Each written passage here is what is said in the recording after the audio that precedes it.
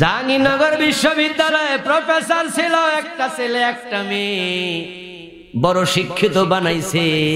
আমি পত্রিকায় পড়েছি ওই বাবার ছবি সহ সাক্ষাৎকার।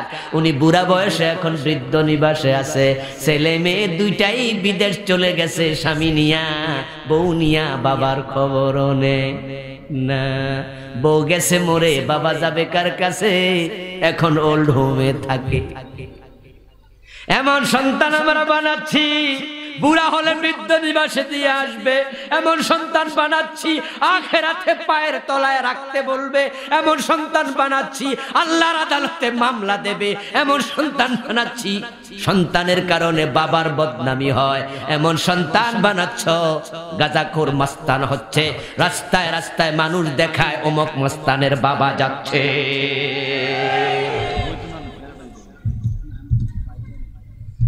এমন সন্তানের বাবা হওয়ার চেয়ে না হওয়া ভালো। আপনাদের কাছে আমি জানতে চাই প্রিয় ভাইয়েরা, আমাদের সমাজে শিক্ষিত মানুষ আগের তুলনায় কমেছে না বেড়েছে? সঠিক উত্তর। আজ থেকে 20 বছর আগে পুরা নাঙ্গলকোটে এমএ পাস কয়জন ছিল, এখন কয়জন? আজ থেকে 30 বছর আগে পুরা নাঙ্গলকোটে ইঞ্জিনিয়ার, বিএসসি ইঞ্জিনিয়ার কয়জন ছিল, এখন কয়জন?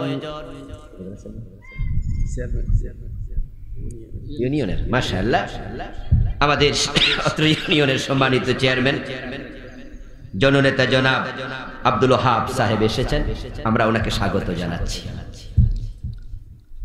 আমার বন্ধু রিকশাওয়ালার ছেলে মেয়ে এমএ পাস, এমন ঘটনা বাংলাদেশে এখন আছে না নাই? আপনাদের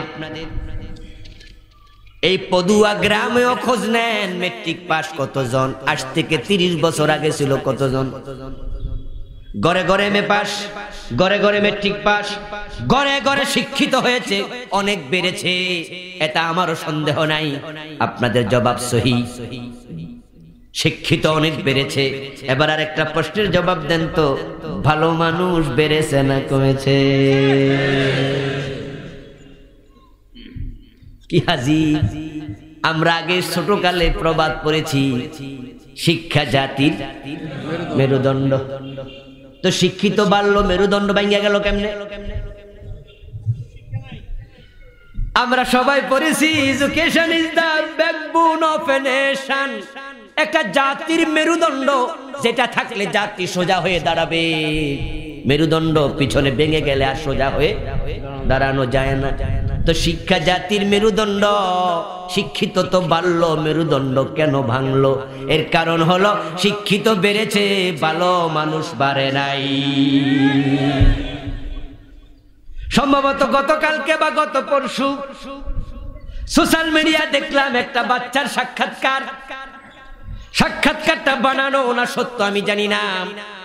ওই সাক্ষাৎকারে বাচ্চাকে স্কুল ইন্টারভিউ নিচ্ছে, জিজ্ঞাসা করতে চাচ্ছে তুমি কি হতে চাও, এম অফ লাইফ কি তোমার? ছাত্র বলতেছে আমি ভালো মানুষ হতে চাই। শিক্ষক বললে আরে বেটা এটা নয়, আমি জিজ্ঞাসা করতেছি অন্য কিছু, ডাক্তার, ইঞ্জিনিয়ার, পাইলট ইত্যাদি। ছেলে কই এগুলো হইতাম না।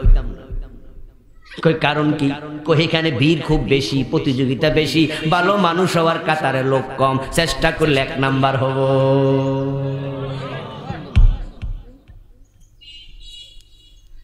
আমি জানি না সত্য না মিথ্যা সাক্ষাৎকার, কিন্তু আমার কাছে এত ভালো লাগছে, এটাই সত্য। আজকে ইঞ্জিনিয়ার হওয়ার জন্য পাগল হয়ে গেছে মানুষ, ডাক্তার হওয়ার জন্য পাগল, অফিসার হওয়ার জন্য পাগল, কিন্তু ভালো মানুষ হওয়ার প্রতিযোগিতা নেই।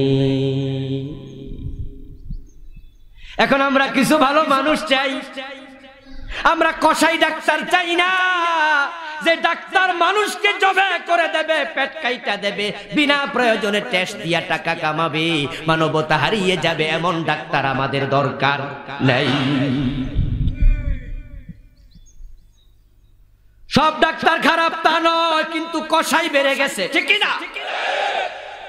আমরা এমন ইঞ্জিনিয়ার চাই না যারা বড় বড় শিক্ষিত হইয়া বুয়েট, রুয়েট, সুয়েট, কুয়েট থেকে বের হবে, কত মেধা, কিন্তু রড না দিয়া বাঁশ দেয়। পরীক্ষা দিলেই পাস, রডের বদলে বাস।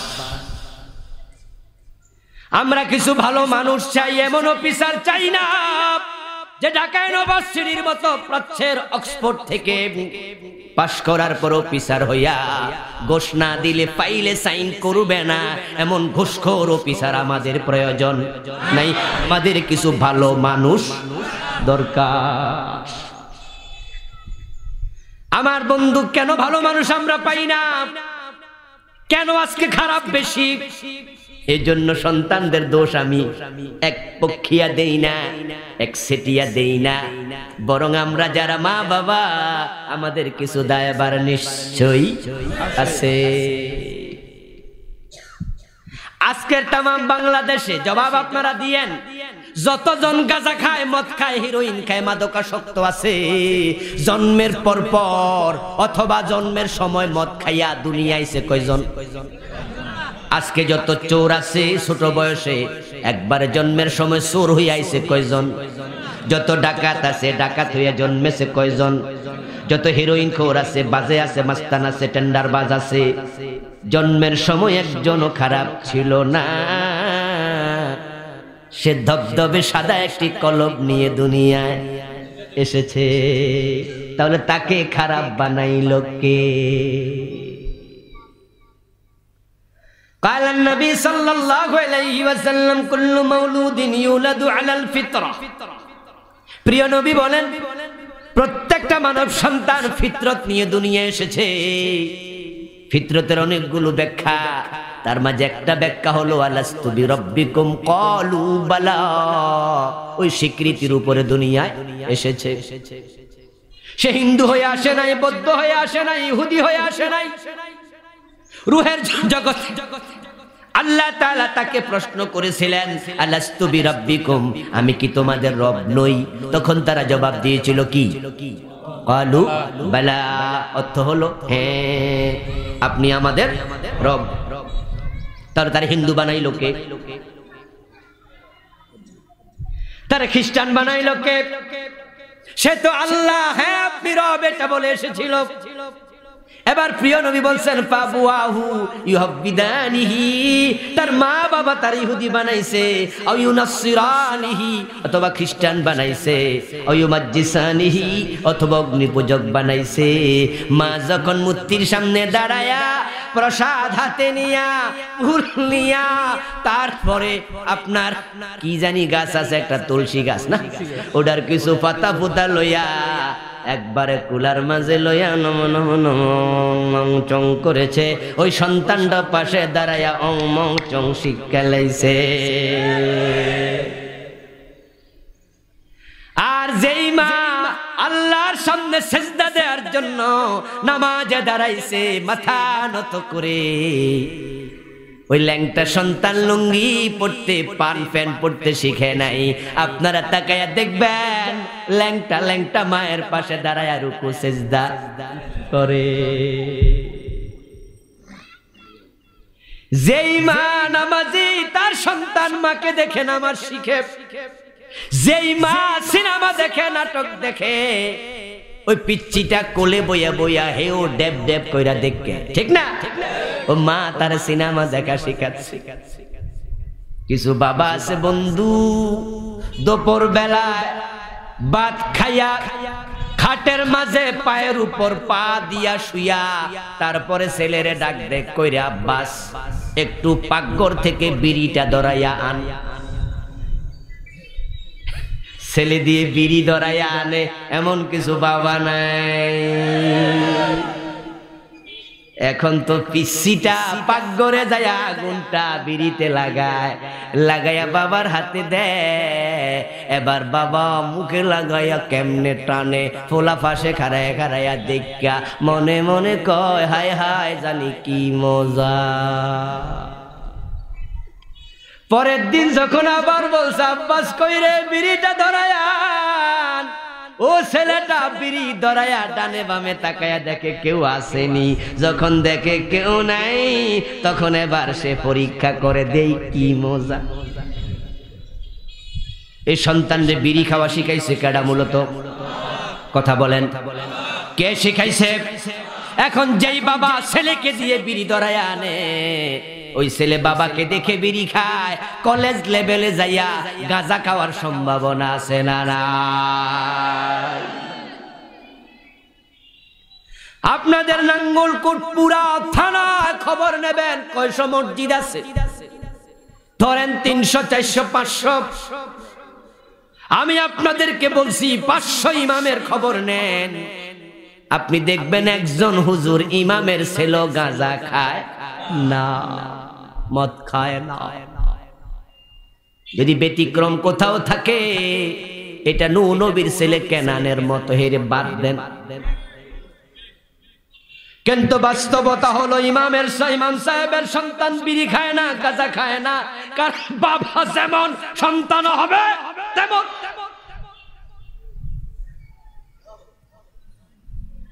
খারাপ সন্তান, আপনি সন্তানের দোষ দিচ্ছেন না, না আপনি ভালো না, সন্তান ভালো বানাতে পারেন নাই।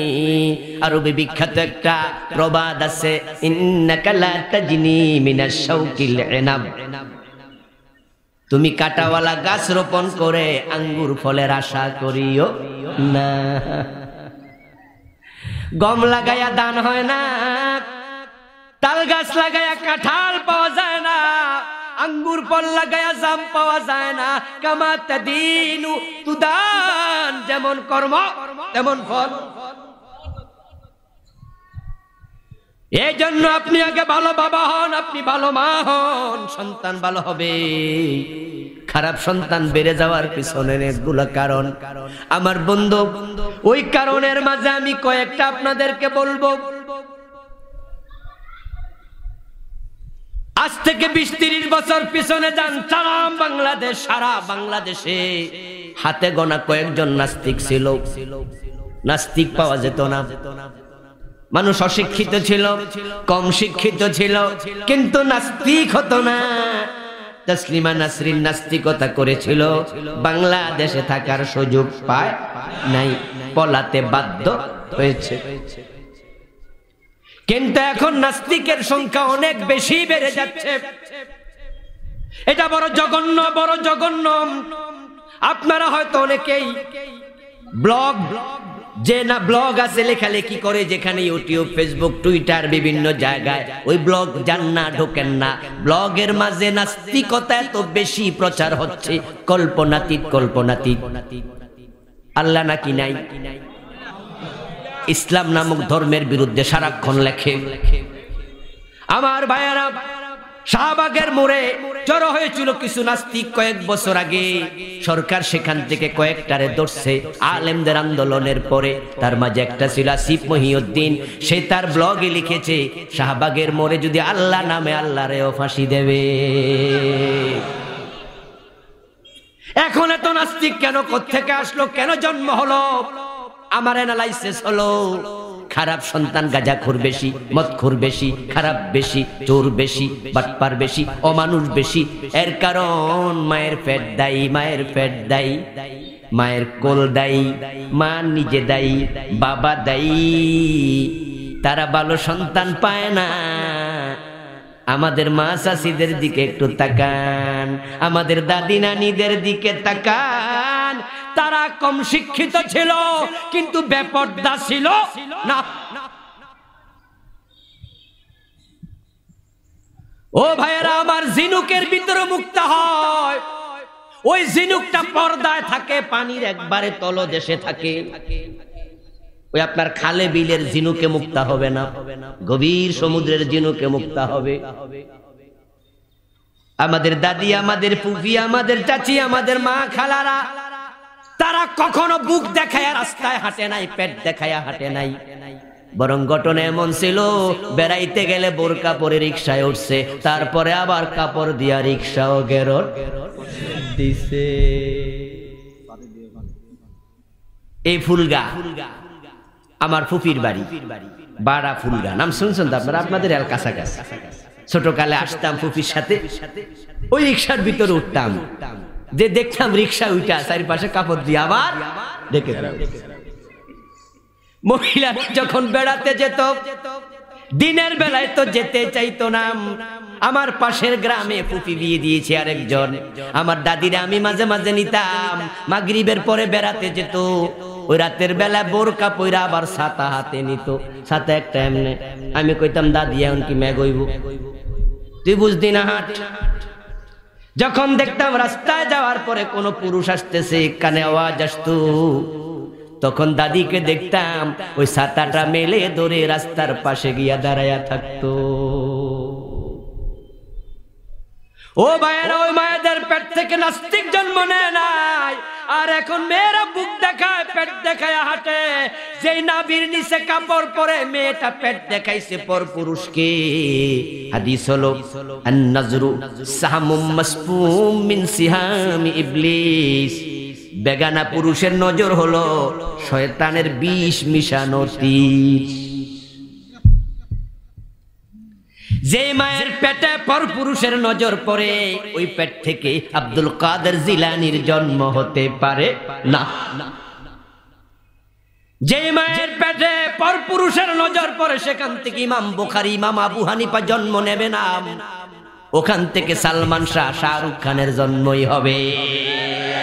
ওখান থেকে ডিপ জল হইব, এরশাদ শিকদার হইব, হুমায়ুন আজাদ হবে, তাসলিমা নাসরিন হবে, ঐশীর মতো হত্যাকারী হবে। আমার ভাইয়েরা, যে মায়ের বুক পর পুরুষ দেখে, ওই বুক থেকে দুধ খাই আল্লাহর ওলি হয় কেমনে? একসময় আমাদের দাদারা যখন ছেলে বিয়ে করাতে যেত, আমার বাবারা আমাদেরকে বিয়ে করাইছে, জিজ্ঞাসা করছে, বে সাহেব মেয়েটা কোরআন শরীফ জানেনি? এই প্রশ্নগুলো ছিল কমন প্রশ্ন। মেয়েটা পর্দা করেনি, মক্তবে পড়াইছেননি। এখন এই প্রশ্নগুলো হারিয়ে গেছে। এখন জিগায় মেয়ে চাকরি করেনি, মেয়ের চাকরির টাকা দিয়া ছেলে পালবো, রুচি কোথায় গেছে? জেল পুরুষেরা বউয়ের টাকায় চলে, তাদের অধিকাংশ বউয়ের দাস হয়ে চলা লাগে। বউয়ের কথার বাইরে চলার মতো মেরুদণ্ডের হাড্ডি তখন আর থাকে না। আমার বন্ধু মায়েরা, যদি ভালো হয় আব্দুল কাদের জিলানী রাহিমাহুল্লাহর মায়ের দিকে তাকাও, কি পর্দানিশীন ছিলেন আমার বন্ধু। ওই জিনুকগুলোর পেটের ভিতরে মুক্তা জন্ম নিতে পারে। এখন ভালো সন্তান আমরা চাই। আপনারা যারা দাদার বয়সী আছেন, আপনি ইমাম হাসান হোসাইনের মতো নাতি চাইবেন, ঠিক কি না? ছেলে বিয়ে করাইতে যাইয়া বউ কি পাস, পাগল হইয়েন না। পাস লইয়া ব্যস্ত, দিকের খবর নাই। পাসও লাগবো, দিকও লাগবো। পাস বেশি না দিক বেশি? পাশের বলে প্রস্থ, দিকের বলে দৈর্ঘ্য। এবার আপনারা বলুন তো, দৈর্ঘ্য বেশি হয় না প্রস্থ বেশি হয়? এখন দৈর্ঘ্যের খবর নাই, পাশ লইয়া ব্যস্ত। ও বাবা, তোমার মেয়েরা তুমি বোরকা পরাও না, বরং আসতেছে 14ই ফেব্রুয়ারি বিশ্ব ভালোবাসা দিবস, নাউজুবিল্লাহ। তোমার মেয়ে একবারে মাথার চুলের মাঝে গোলাপ ফুল বেঁধে রাস্তায় যাবে। পয়লায় বৈশাখে বাবা নিজের মেয়েকে শাড়ি কাপড় কিনে দেয়। ওই শাড়ি নাভির নিচে পইরা পেট ফিট দেখায়া তোমার যুবতী মেয়েটা রাস্তায় নামে। তোমার মেয়ের পেট থেকে হাসান হুসাইন আশা করো কেমনে? আপনারা বাবারা যদি মেয়েকে পর্দা না শিখান, আমরা ছেলের বাবারা ভালো বউ পাবো কই? এজন্য মেয়ের বাবাদেরকে বলছি, যখনই মেয়ে ওড়না পরার বয়স হবে, তাকে পর্দা শিখাতেই হবে। ইসলাম কিছু ক্রাইটেরিয়া দিয়েছে, যে ক্রাইটেরিয়া গুলো ফলো করলে ভালো সন্তান সবাই পাবেন, সবাই পাবেন। এই নিয়ে আমি একটি বইও লিখেছি, এটা গত অক্টোবরে এসেছে। ব্যক্তি ও পরিবার গঠন ইসলাম। এর আগে 4টা ছিল, এটা নতুন। এখানে আমি ইসলামের ক্রাইটেরিয়া গুলো আপনাদের পড়ে শুধু শোনাই, ব্যাখ্যার সময় হবে না। আবার কিছু প্রশ্ন আছে, উত্তর দিতে হবে। কান খুলে শুনবেন, কলবের মাঝে গেঁথে নেবেন, জীবনের পাতায় সাজাবেন, খাতার এলেম মাথায় নেবেন, রাজি আছেন? ওই ক্রাইটেরিয়া ফলো করবেন, আল্লাহ আপনাকে ভালো সন্তান দেবে। এবার আপনারা একটু আওয়াজ করে বলুন তো, যারা ইমাম বুখারীর মতো, ইমাম মুসলিমের মতো তাদের আদর্শের অনুসারী কিছু ভালো সন্তানের বাবা হইছে, ভালো সন্তানগুলা আসমান থেকে নাজিল হইছে নাকি দুনিয়াতে তৈরি হইছে? তাহলে সেই সন্তানের বাবা হওয়ার সুযোগ আপনারও আছে না নাই?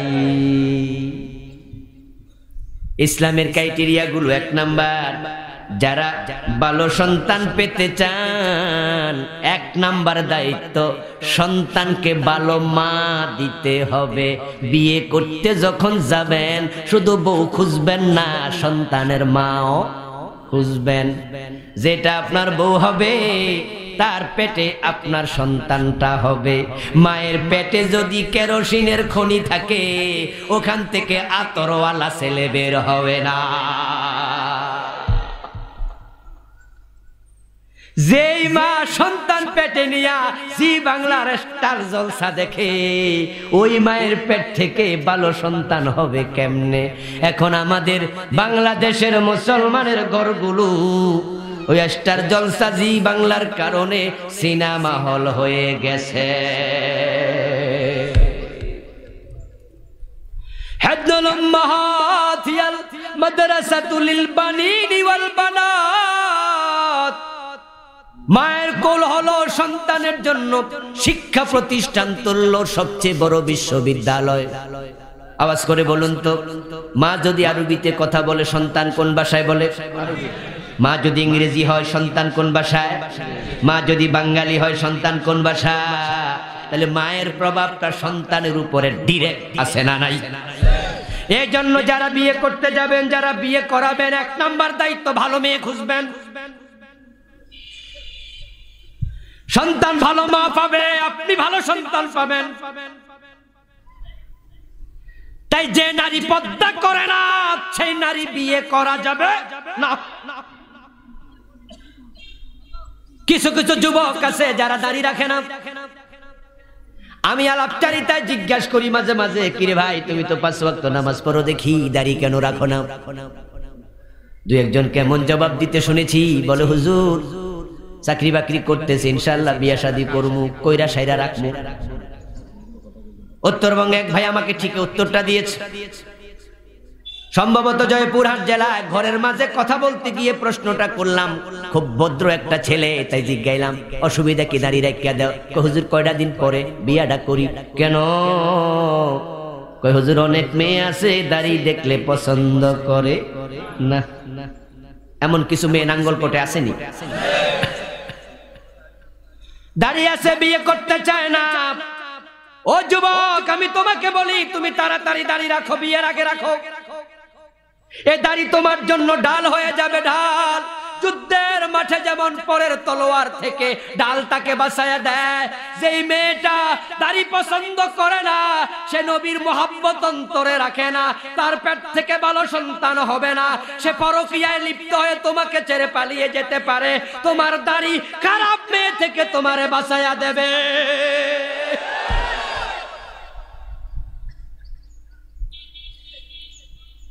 যে মেয়ে দাড়ি দেখলে পছন্দ করে না ওই মেয়ে তো বিয়ে বসতে চাইলেও আমি মনে করি তারে বিয়ে করা ঠিক হবে না।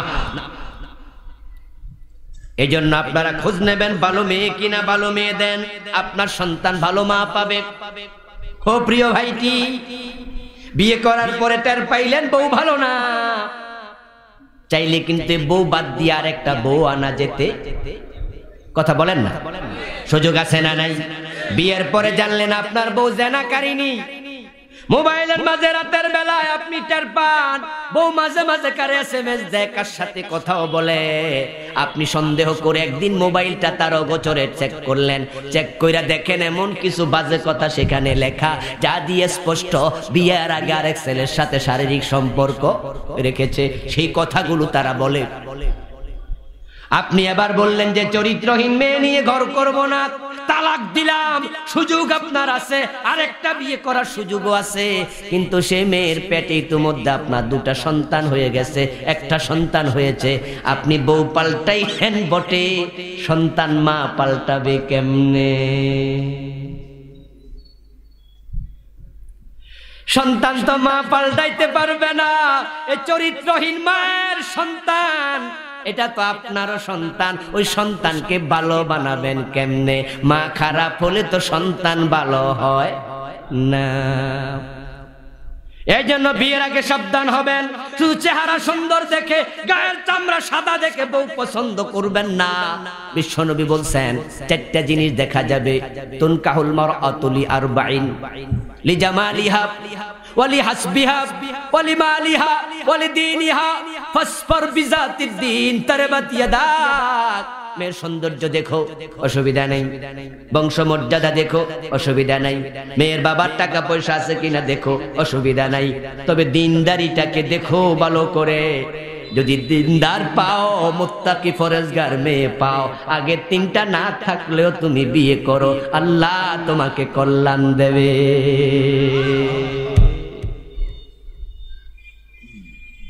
ওমরের বউ, পুতের বউ, ওই দুধওয়ালা মাইয়া, কাহিনী বড় লম্বা, সবাই কম বেশি জানেন। রাতের বেলায় দুধে পানি দাও, ওই ঘটনা জানেন না?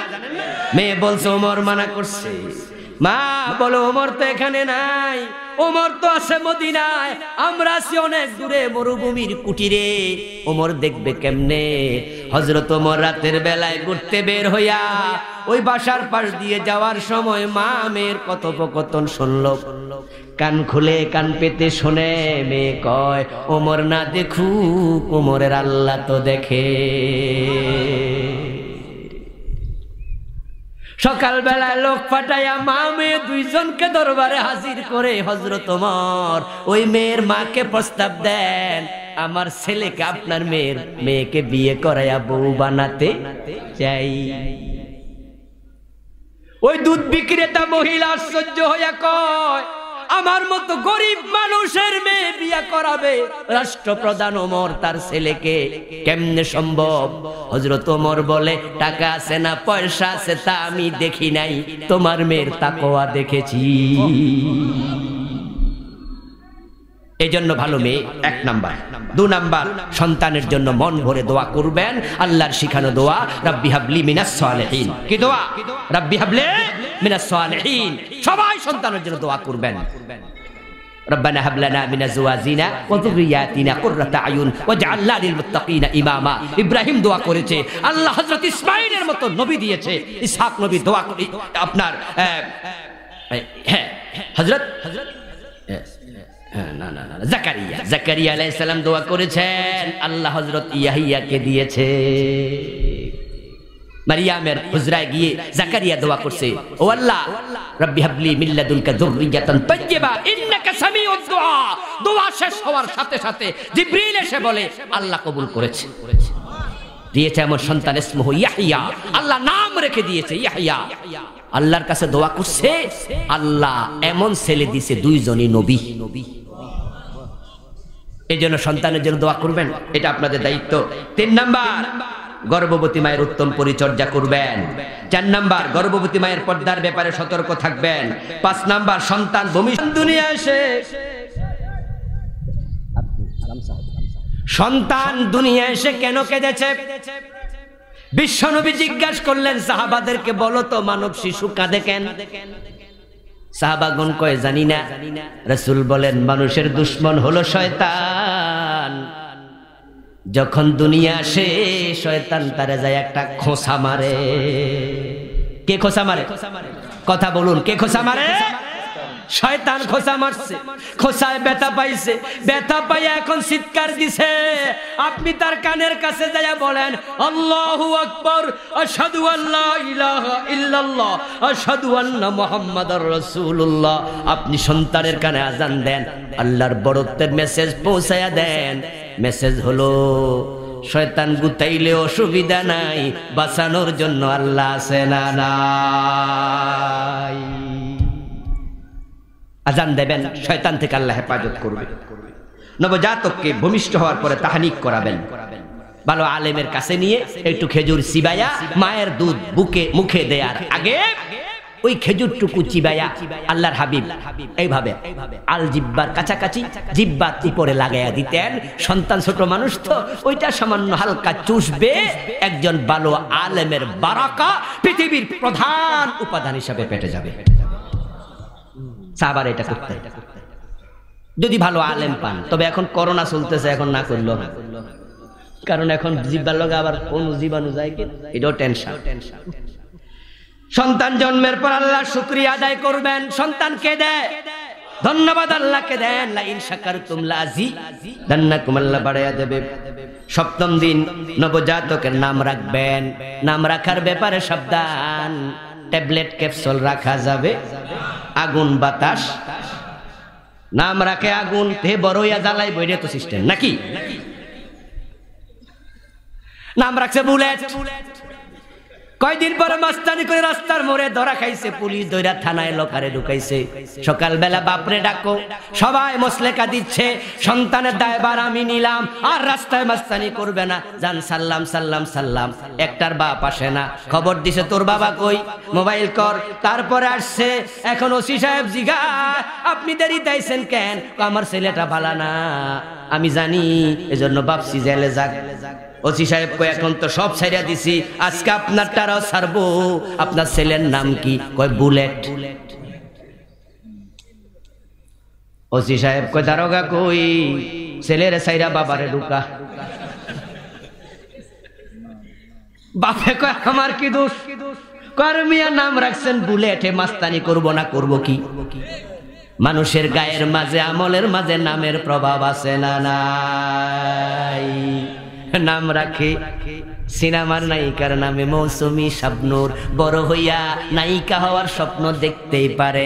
নাম রাখো আয়েশা, নাম রাখো খাদিজা, নাম রাখো আসিয়া, তোমার মেয়ে বড় হইয়া আল্লাহর ওলি হওয়ার স্বপ্ন দেখবে। ছেলেদের নাম রাখবেন নবীদের নামে, নাম রাখবেন আব্দুল্লাহ, নাম রাখবেন আব্দুর রহমান, নাম রাখবেন আবু বকর সিদ্দিক, ফারুক আজম, ওমর। আপনার ছেলে বড় হইয়া তাদের মতো হওয়ার স্বপ্ন লালন করবে। জন্মের সপ্তম দিন আকিকা, কয় নাম্বার দিন? নাকি কোরবানের সাথে?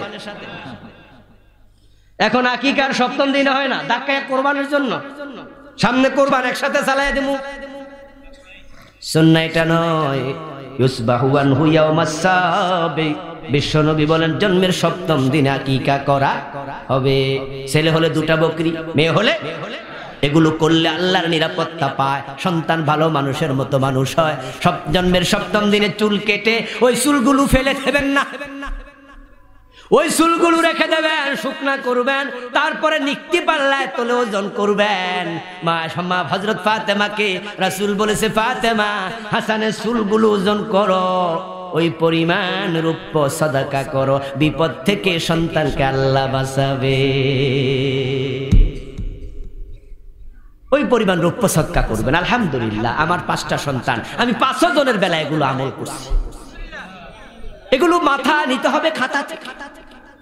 একবার আমার মাহফিল ছিল, উত্তরবঙ্গে ছিলাম, আমার সন্তান হয়েছে, জন্মের সপ্তম দিনে আমার মাহফিল পাবনা বা বগুড়া ওই জাতীয় ওই অঞ্চলে। এখন আমি থাকতে পারবো না, আমি আমার উস্তাদ মাওলানা আবু নসর আশরাফির নাম শুনছেন? বক্তা, ভালো বক্তা। উনার বাবা আল্লামা ফজলুল করিম হাফেজাহুল্লাহ বেঁচে আছেন, উস্তাদ শাইখুল হাদিস দামতিয়া আলিয়ার। আমি হুজুরকে মোবাইল করলাম যে হুজুর জন্মের সপ্তম দিন আমি তো থাকতে পারবো না, আমি থাকবো উত্তরবঙ্গে, এখন আকিকা কি 1-2 দিন পরে করব? হুজুর আমারে জবাব দিলেন, আকিকা করা সুন্নাহ, বাপ হাজির থাকা সুন্নাহ না।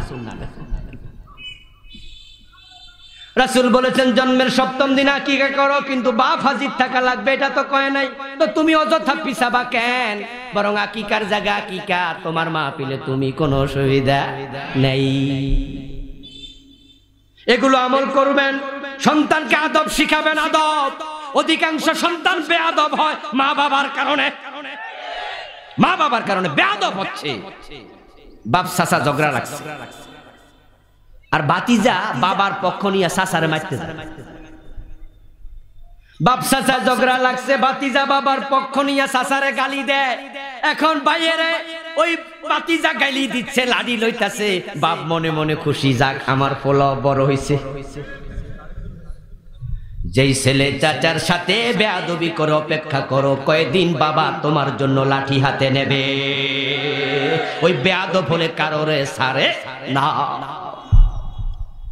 আমার ভাইয়েরা আরো কিছু আছে, সময় কমে গেছে, 4টা বাজলে আজান হয়ে যাবে, কথা আর বলা যাবে না। সংক্ষেপে কিছু প্রশ্নের উত্তর দেব, শুনবেন? বইটা স্টেজে আছে, খুব চমৎকার 450 উপরে হাদিস এনেছি, 250 উপরে আয়াত এনে পুরা জিন্দিগি সাজাইছি, মরণ, বিয়া, শাদী, হক, হুকুক, জাস। ইনশাআল্লাহ সালাতের আছে, শিরকের আছে, বিদাতের আছে, মিরাজের আছে, 5টাই নেবেন দোয়ার পরে ইনশাআল্লাহ। জানাজার নামাজ 40 কদম হাঁটা যাবে কি? লাশ কাঁধে নিয়ে, লাশ কাঁধে নিয়ে 40 কদম হাঁটার কোনো হাদিসের অস্তিত্ব নাই। হাদিস হলো যিনি লাশ, তাকে দুনিয়ায় থাকতে যেমন সম্মান প্রদর্শন করা হয়েছে, মরার পরেও সমান সম্মান দেখাতে হবে। রাসূল স্ত্রী মাইমুনা রাদিয়াল্লাহু তাআলা আনহার লাশ যখন তোলা দিচ্ছিল, সাহাবারা খাটিয়ায় করে, হযরত আব্বাস বলেছেন, সাবধান, সম্মানের কোনো যেন ঘাটতি না হয়। তা সুন্দর করে কাঁধে নেবেন, ধীরস্থির ভাবে হাঁটবেন। লাশকে সম্মান দেওয়ার সুন্নাহ হলো পাবলিক লাশের আগে না যায়, লাশের পিছনে।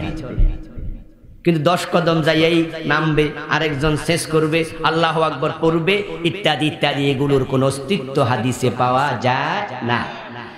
জানাজার নামাজ শেষ করেই মুনাজাত করা যাবে, মুনাজাত করা যাবে, তাড়াহুড়ো করবেন না, দাফন করার পরে।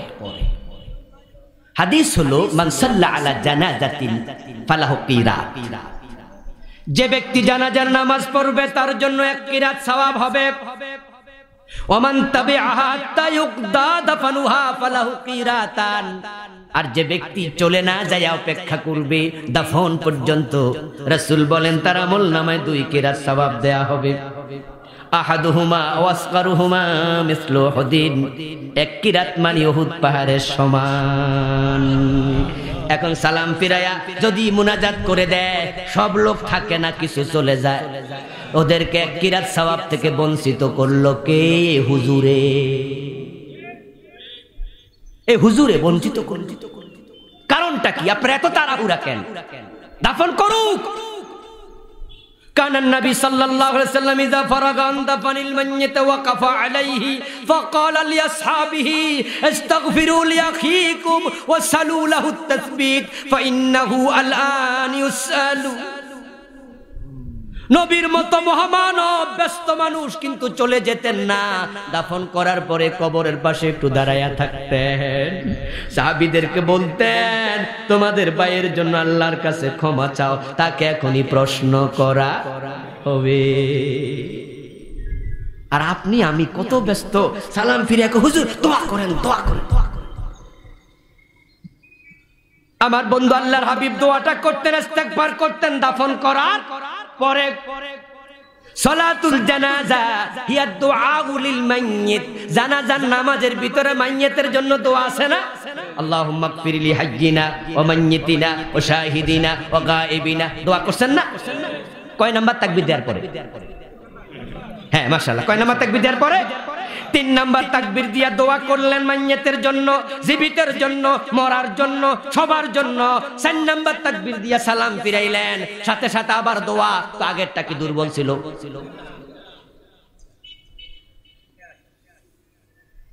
বিশ্বনবী কখনোই সালাম ফিরানোর সাথে সাথে দোয়া করেছেন এ মর্মে হাদিস পাই নাই নাই নাই নাই।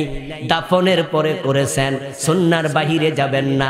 একটা হাদিস দিয়ে আমাদের কিছু ভাই দলিল দেয় যে না, সালাম ফিরাইয়া দোয়া আছে। হাদিসটা ইবনে মাজাতে এসেছে, ক্বালান নবী সাল্লাল্লাহু আলাইহি ওয়াসাল্লাম ইযা সাল্লাইতুম আলাল মাইয়িত ফাআখলিসু লাহুদ দুআ।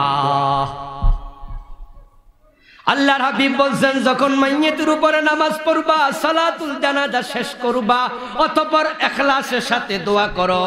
ফালিত তাকিব, ওনারা বলতে চান একটা কাজ শেষ হইয়া আরেকটা কাজের শুরুতে পা আসে, তাহলে সালাম ফিরাইয়া দোয়ার হাদিস তো আছে। আমি আপনাদেরকে বলতে চাই বন্ধু, সব জায়গায় পা তাকিবের জন্য আসে না, এখানেও ঠিক তাই। আলেম ওলামারা বুঝবেন ভালো। যেমন আমি একটি আয়াত বলি, ওয়াইদা কুরিয়াল কুরআনু ফাসতামিউ লাহু ওয়া আনসিতু। প্রিন্সিপাল হুজুর এখানে আছেন, বড় আলেম। আল্লাহ বলছে যখন কোরআন তেলাওয়াত হয় তখন মনোযোগ দিয়ে কথা বলেন না, কি দিয়ে শোনো এবং চুপ থাকো। এখন আপনি যদি ফা তাকিবের জন্য আনেন তখন অর্থ হবে কোরআন তেলাওয়াত যখন হয় অতঃপর শুনিও, তাহলে তেলাওয়াতের শেষে শুনবেন কেমনে? তেলাওয়াত তো শেষ। সব জায়গায় ফা তাকিবের জন্য আসে না, এটা তারতিবের জন্য আসে নাই। সুতরাং দোয়া হবে জানাজার নামাজের পরে, দাফন কার্য শেষ করে। আমাদের সমাজে আলেমরা ওয়াজ বা খুতবা শুরুতে যে দুরুদ পড়ে টেনে টেনে, দুরুদ পড়া যাবে? হ্যাঁ যাবে, কিন্তু বেশি টাইনেন না, বেশি টাইনলে ছিঁড়া যায়। কি টানারও তো একটা সীমা আছে নাকি? যে কোনো জিনিস বেশি টানুন দেবো তাহলে তো ছিঁড়া যায়, মোড়া রশি হলো ছিঁড়া যায়। এখন আমাদের দেশে আমরা যেমনে টানি, আমি হিসাব করছি এ টানার দুরুদে ভুল হয় মাত্র 13টা। আল্লাহুম্মা সাল্লি, এই টাইনেন না, আমি শুধু বুঝাইতেছি এই জন্য টানতাছি, সবাই মিলা টাইনলে ছিঁড়া যাইব। দেখেন আল্লাহুম্মা, মিমে কি টান আছে?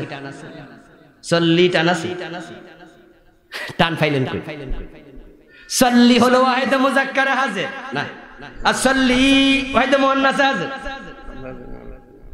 সিগায় আমার টান দিলে মহিলা হয়ে যাইব, পুরুষ হলো সাল্লি মুযাক্কারের সিগা, সাল্লি হচ্ছে মুআন্নাসের সিগা, তো আপনি মুআন্নাস পাইলেন কই?